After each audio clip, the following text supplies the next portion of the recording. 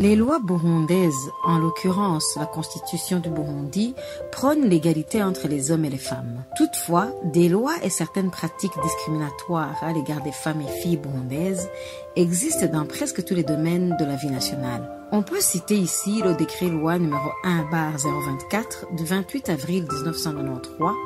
portant réforme du Code des personnes de la famille dans ses articles 88 et 122.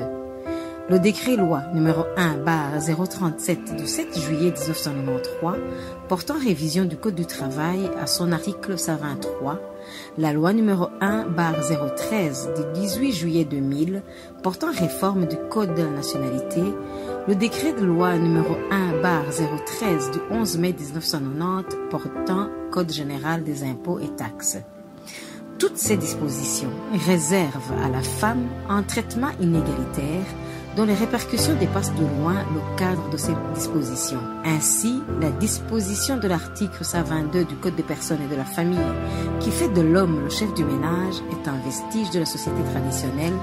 patriarcale et patrilinéaire qui place la femme constamment sous la protection d'un père, d'un frère, d'un oncle, d'un mari ou d'un conseil de famille. Ceci est d'autant plus inquiétant que sous prétexte de protection, la femme et la jeune fille se trouvent de la sorte sous la domination d'un homme qui peut disposer d'elle comme bon lui semble.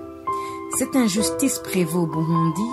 alors que selon l'article 22 de la Charte africaine des droits de l'homme et des peuples, tous les citoyens sont égaux devant la loi qui leur assure une protection égale. Nul ne peut être l'objet de discrimination du fait notamment de son origine, de sa race, de son ethnie, de son sexe, de sa couleur, de sa langue, de sa situation sociale, de ses convictions religieuses, philosophiques ou politiques, d'un handicap physique ou mental, du fait d'être porteur du VIH-Sida ou toute autre maladie incurable.